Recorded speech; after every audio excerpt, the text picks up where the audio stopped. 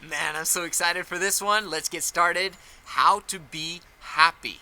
This one goes out to men. For women, it's going to be on the Women of High Value channel because it is different between the genders. Can you believe it? We're actually different. Happiness is a science. Happiness is a science. It's not magic, okay? If someone is happy or someone is unhappy, there's a certain ingredients that make up a happy person. And there are certain ingredients that make up an unhappy person. But we need to understand what those ingredients are if we ever would like to be happy. Without the understanding of the ingredients, you can't apply it. You can't apply the principles. So without it, you're going to remain in ignorance and most probably then in unhappiness. Because happiness actually is a destination. It's something that actually we start out with. We all are born happy. Well, we cry a little bit, right? But then eventually we get the closeness of our mother and we become happy. When we're growing up as children, very often, if we're lucky to be born in a family that actually produces somewhat of happy, circumstance, we are happy. We're happy on our own. But there are certain issues that happen in our daily life with the people that we love or hate that causes us to be unhappy, and then we think about it a certain way, and that's what determines our happiness or our unhappiness. But in general, okay, it's ignorance of principles that causes us to be unhappy. So it's a science, and is the most important science of them all. And most people do not understand this science. They understand a lot of other stuff, but very often they haven't gone deep into understanding this one. But they know how to build bridges, and they know how to build skyscrapers, and they know how to, there's a lot of stuff that people know about, and yet they're absolutely miserable. This video is going to rectify that. We're going to fix that. We're going to make sure that you understand happiness after this video. So, let's get into it. Our brains are wired a certain way, correct? It's our brains that determines the hormones that goes through our bodies that basically determines our happiness. So I'm going to leave how the intricate aspect of the hormones working together for our unhappiness or happiness, stress levels and all that crap. I'm going to leave that to the neuroscientists because I'm not one, but I understand the principles behind it. And it's the principles that I want to teach you.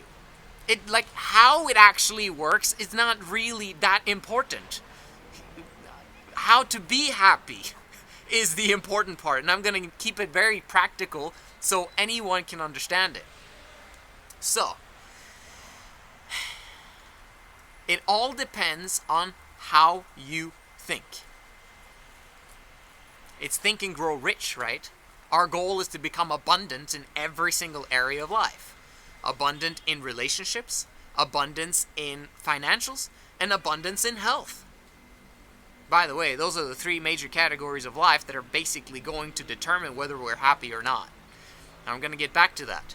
But in general, I wish I could show you guys, but I don't edit my videos, right? But if you can imagine a triangle where you've got relationships at the top, on one side, and then you've got health on the other side, and you've got financials on the third side. That's the three categories of life. Inside this triangle, we've got habits. Habits. Why habits? Because it is what we do repeatedly on a continual basis, consistently over a long period of time, that determines the trajectory, the direction of whether we get abundance or scarcity in these categories. If you do something consistently for a long period of time, you're going to be on a trajectory, an exponential growth or exponential decline curve in each of those categories. Crucial to understand. Because then it's really all about figuring out the habits that produce exponential growth in each area. And avoid the habits that produce exponential decline in each area. So it comes back down to ignorance again. Are you ignorant of the habits that are required for exponential growth? which means you're probably applying the habits of exponential decline? Or are you aware of it, but maybe you're not actually taking action on it? That's also, well, in my opinion, that's ignorance too.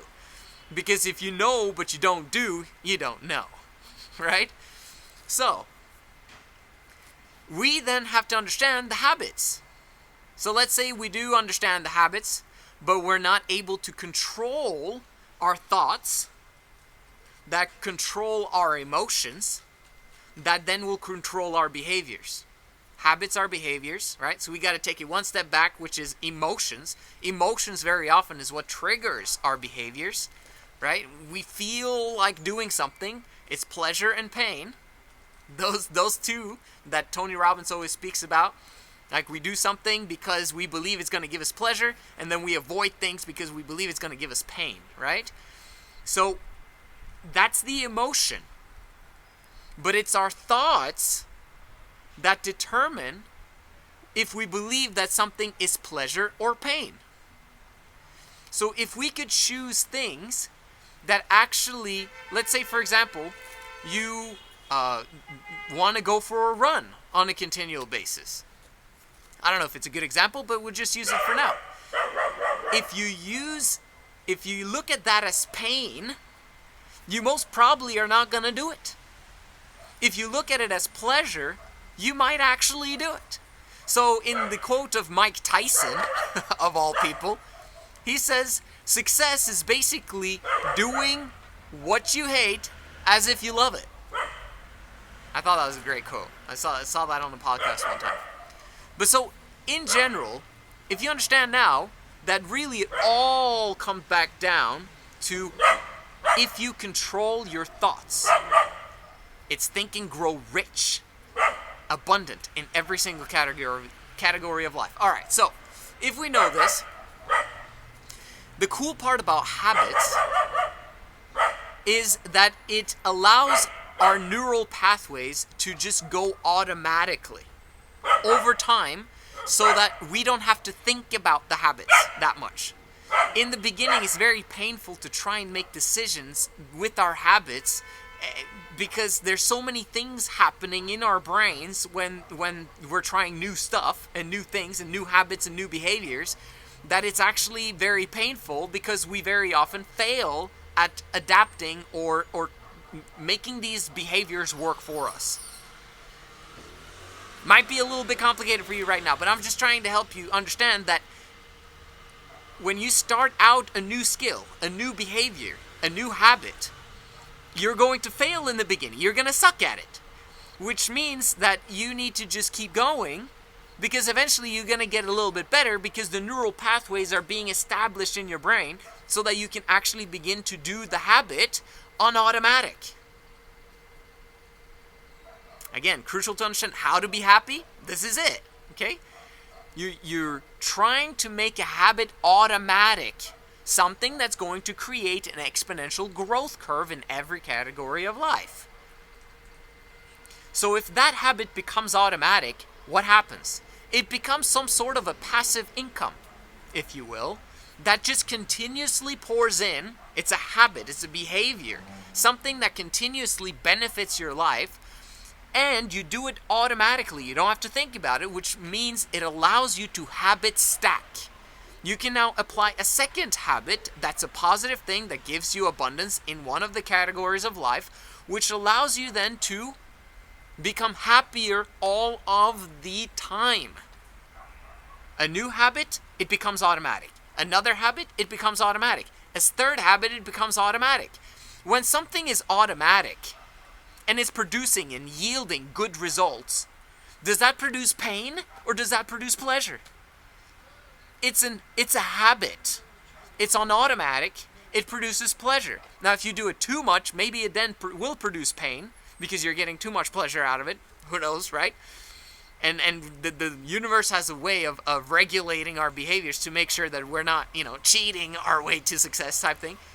But habit stacking in the right direction and regulating it in such a way that it actually is an overall benefit to our life continuously until we get exponential growth in that curve of that category of life. Boom. You've solved an equation. This is math, people. I love this. It's math. Okay, so let's go now to these three categories of life, and let me just explain it as simply as possible. When it comes to relationships, if you give more than you take, then you're on the right track in that specific relationship. Now, this can be misconstrued a little bit, because in relationships, when it comes to female nature, like you got to be careful about giving too much without her giving in return, because of reciprocation and attraction and all that stuff. But that's for the Women of High Value channel. I'm not going to make it complicated here. But in general, if you give more than you take in a relationship, then there's going to be good outcomes from that, if you understand relationships and female nature and all that stuff, okay? But that's a habit that you need to make sure you understand it. Okay, but in the two other categories of life, it's a little bit simpler. When it comes to money, for example, if you produce more than you consume, and you find a way to exponentially increase your production by beginning to have power, by beginning to be a leader, by beginning to delegate continuously the ability to serve other people, by making more and more products and more services that does not require your presence, you're exponentially increasing the value that you're giving to the world, which means that you're producing tons more than you consume. You're going to have abundance in that category of life. Fantastic. And when it comes to health, with health, you simply have to heal faster than you deteriorate. Now, aging is deterioration. If you heal faster than you deteriorate, you're constantly healthy. Now, we haven't figured out the way for us yet to live forever, but that should be possible if we understand how to heal faster than we deteriorate. I always look at, if I get a cut in my hand, for example, okay, knock on wood, whatever, but if I get a cut, that is going to heal. Okay, as long as it's just a slice, you know what I mean? Like, if I cut my finger, and it's going to be difficult for it to grow back. But you understand what I'm saying? Like, I'm healing faster than I'm deteriorating, just simply by seeing that this cut heals after a few weeks' time. It's insane. Like, our bodies are so magically designed to heal. So why can't we do this on the inside? Okay? And the body is capable of doing that if you are giving it the correct input. And also, there's obviously a lot more to it. It has to do with sexual energy. But anyway, we're not going to talk about this here. The most important thing that you guys need to understand is that those are the three major categories of life. You can get an exponential growth curve in all of them. And it's simply ignorance that stops us from actually getting that exponential growth curve. We are stopping ourselves. The universe desires us to have abundance in every single area of life. And it's basically up to us to actually get it. Okay? I also wanted to mention on this one that all of these categories, those three categories, they all contribute to our happiness. You can't just take one and ask the question, for example, does money buy happiness? Okay? Because it doesn't work like that. That's like saying that is relationships the only, can you live on love and air, right? What people say. No, you need financials to provide, or the woman will leave eventually because there's just too many problems, or you don't feed her, or she's cold because you haven't been able to. Do you get what I'm saying? Like, you can't have one without the other and without the third. Like, if you have great relationships and you got tons of money, but then you die, like, okay, maybe you'll see them in the next life, but it would be nice to have an extension of lifespan so you can enjoy your time with the relationships in your life and with your money. Do you get what I'm saying? So we need all three, and that is the thing that we're trying to get to. And in my opinion, relationships is the most important one out of the three of them, okay? So, not many people have abundance in all those three, and really the only thing that stops them from actually having abundance is, like I said, the habits, which means that they are unable to control their thoughts, emotions, and behaviors, or they're ignorant. And if they're ignorant, it means that they have not taken upon themselves learning from other people. Mentoring. It is so crucial. And really what stands between us and actually learning everything there is to know out there okay, speed of implementation, it comes down from association. And it basically comes down then to mentoring. If we had mentors who actually had the stuff that we want and that we actually allowed them to teach us, whether we work for them for free, we exchange a service for them, or we pay them for their information, for their, what they've got, right? So that we understand how they think, so that we can begin to apply the same things that they think, so that we can get the same results that they've got. So few people are applying that principle. It is ridiculous, okay? One of my lifetime goals is to make sure that one-on-one mentoring becomes a thing, okay? It becomes the new university, the apprentice and mentee model, okay? The apprentice and, what is it? Apprentice and, mentor model. Like, we gotta understand that this is the new university. This is how it used to be in the past. And then university worked for a time, but then it got completely messed up. And now we're going back to the apprentice-mentor model. So, okay, last thought. You guys are gonna enjoy this. Okay, what do? Well, you gotta understand, if you're going to be happy, how to be happy. Let's give you a few steps. First of all, when it comes down to the past, it's the past very often that makes up our happiness right now. Our past experiences is what makes up how we think about a certain situation. So if we've had tons of negative past experiences, this is going to be our filter on our eyes, okay, of what is happening right now. So all the bad stuff that has happened in the past is now filtering, even though it might even be a positive experience that's happening right now. The glass is going to be half empty, and you're going to look at that situation as something that is probably bad, even though it's a good thing or a neutral thing, compared to other people who might look at it as a positive thing. You know, someone's trash is someone else's treasure. Well, if you've had tons of trash happening in your life, then you're going to look at something as trash, right? Hurt people, right? But if someone has had a good upbringing and a happy upbringing, they're going to look at the situation and say, hey, actually, this is a good thing, and this is a treasure. Everything that happens to them is a treasure waiting to be utilized, to be used. Okay, so if we understand that, you have to learn how to make your past a positive. All of the stuff that happened in your past, bro, you need to make sure that, like, you understand that all of that made you into who you are today and brought you today to this video to learn how to be happy. Now you understand how to be happy. If you really look through this video and watch it again and again and again, it's insane that I'm speaking this like straight without edits. Okay? This is, you need to understand this information. It's crucial. Because if you look at your past as something positive because it brought you to this point, no matter how horrific events have happened in your life, you can change it. You can change the filter. Okay? Yes, it might have been extremely negative situations, extremely horrible trauma that you've been through.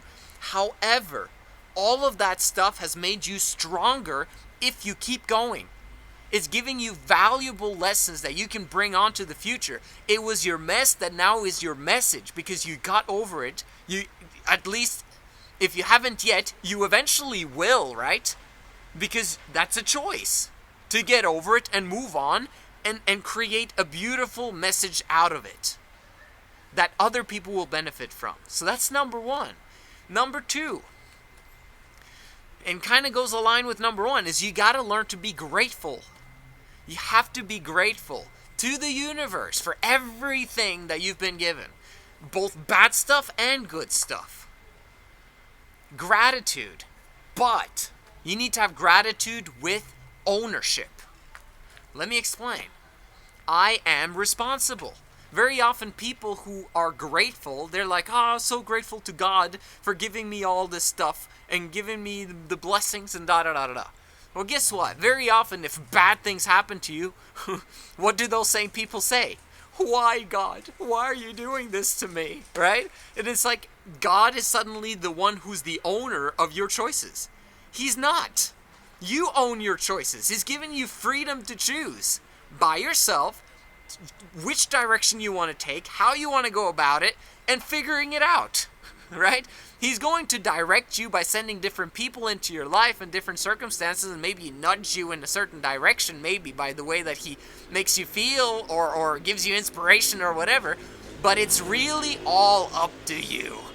I am responsible over my own life, and understand that this is an empowering thing. This is what makes me happy. Think about it.